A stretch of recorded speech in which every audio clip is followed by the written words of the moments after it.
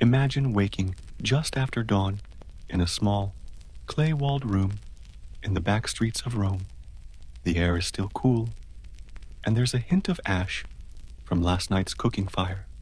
You stretch, dress in a simple tunic, and prepare for what many consider the highlight of the Roman day, a visit to the Thermae, the public bathhouse.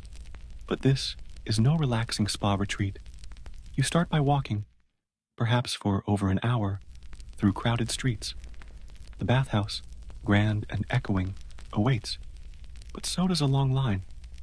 It's not free, and while the entry fee is modest, the cost of oils and strigils, the scraping tools for cleaning the skin, can add up. You're not alone. You are never alone here.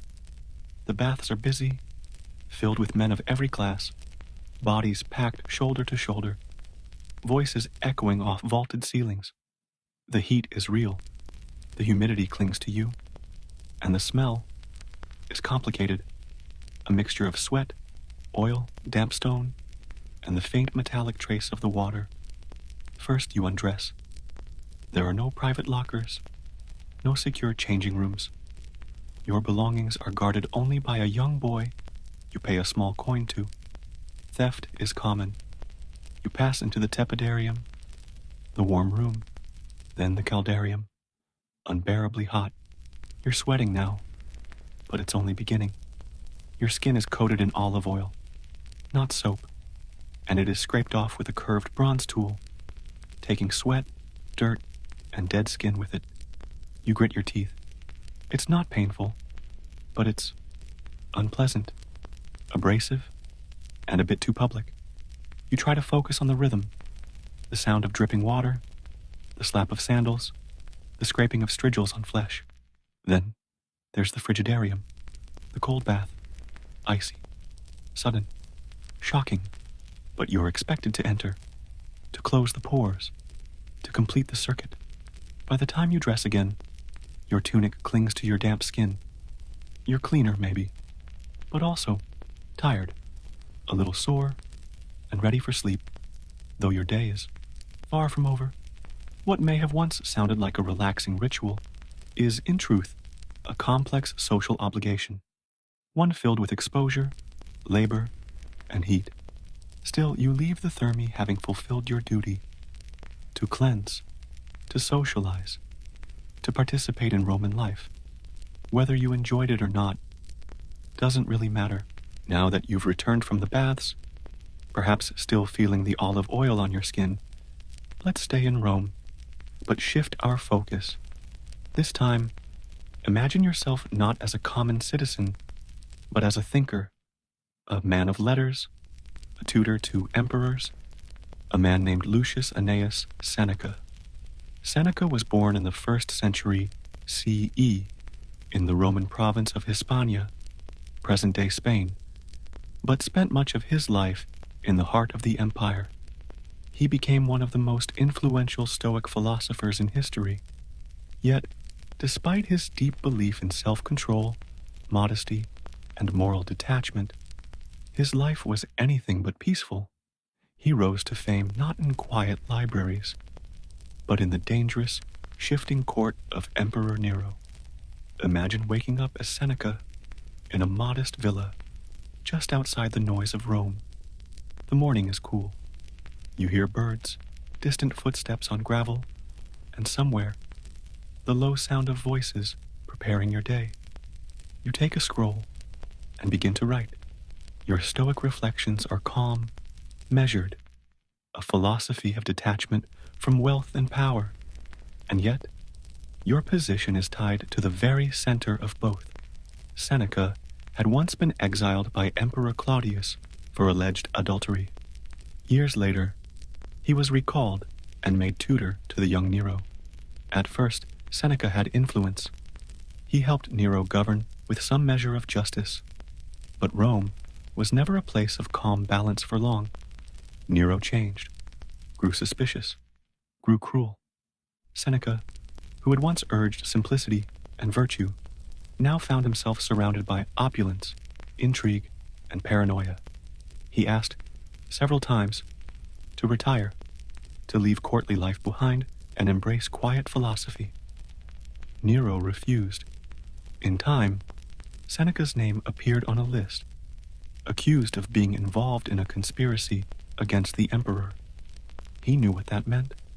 One quiet evening, he was ordered to take his own life, as was custom in Rome for nobles accused of betrayal. And so, in a final act of calm, Seneca prepared a bath, opened his veins, and slipped into the water as was expected of him, a philosopher to the end. But even now, centuries later, his writings remain, words of restraint and peace from a man surrounded by the noise and violence of empire. His story reminds us that Stoicism was not born in comfort, but forged in chaos, that even in a city as loud as Rome, the quiet voice of thought could still endure. From the busy heat of the Roman baths and the quiet wisdom of Seneca's chambers, we now turn to something buried, silent, and unexpectedly intact. Pompeii, a Roman city frozen in time, not by design, but by disaster. In 79 CE, Mount Vesuvius erupted, covering Pompeii in a thick blanket of volcanic ash and pumice. The event was sudden, terrifying, but what it left behind became one of the most extraordinary archaeological time capsules in history. Imagine yourself walking slowly along a quiet stone road under a sun that feels too warm. There are no people, no voices, only buildings, hollow, silent, as if they had simply paused one afternoon and never resumed. Pompeii was not discovered until nearly 1700 years later, and when archaeologists began to excavate, what they found wasn't just structures, it was moments. Bakers' ovens still full of loaves, tables still set for meals, paintings still bright on the walls of homes. One of the most haunting discoveries was the voids, spaces in the ash where bodies had once been. Over time, the bodies decomposed, but the ash held their shape. Archaeologists filled those voids with plaster, and the results were eerily detailed. People caught mid-step, a child curled up in sleep, a man shielding his face. Yet Pompeii is not only a tragedy, it's a mystery. Why were some people still there? Why did they delay escape? Some historians believe the first eruption sent ash, not lava. It looked frightening, but not deadly. People returned, or waited, or simply believed, as people often do, that danger might pass them by. There are also cultural questions hidden in the homes. Why did one house contain both elaborate religious altars and lewd paintings? What did that say about Roman beliefs?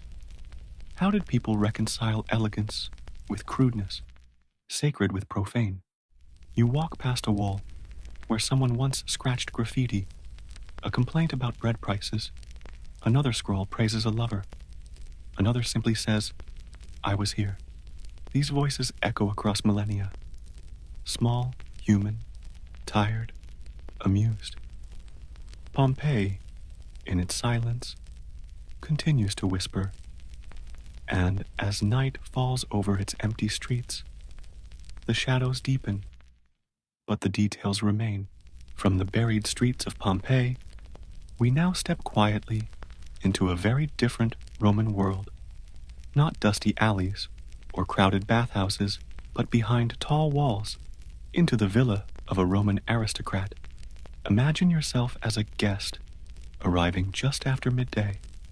The air is still and fragrant. Cypress trees line the entrance path. A slave in fine linen opens a heavy wooden door, carved with geometric patterns. You step onto cool marble floors, your sandals silent against the polished stone. This is not a home.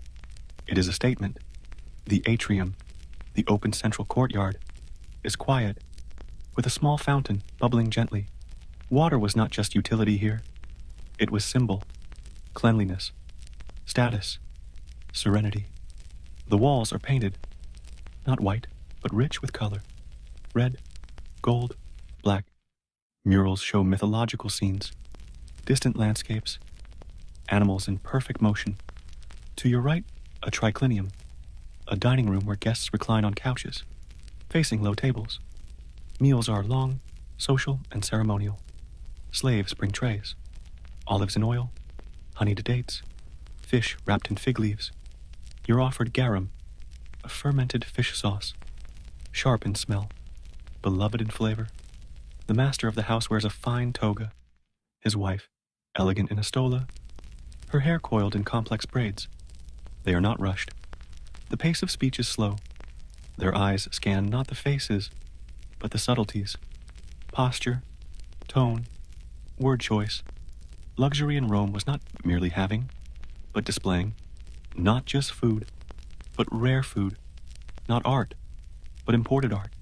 Even leisure was crafted to show taste, refinement, superiority. But there are also shadows. Behind every cup of wine is the labor of dozens. Behind each clean floor, a team of workers, mostly enslaved, who will never sit at the table. And the aristocrat knows this, but rarely acknowledges it. Instead, he might speak of politics, of Cicero, of the stars, of trade ships in Carthage. His time is not spent in labor, but in ritual, writing letters, receiving guests, walking in gardens with trimmed hedges and imported statues. Even his bath, taken privately, unlike the common citizen, is scented, heated by special pipes, attended in silence. As evening falls, oil lamps are lit. The soft flicker of flame dances on mosaic tiles. Somewhere in the villa, a small harp plays. Voices grow quieter, and you realize, in this world, noise is not absence of calm. It is the privilege of control. You leave through the same carved door, stepping once more into the Roman city. But behind you, the villa remains, a quiet temple of wealth, taste, and power.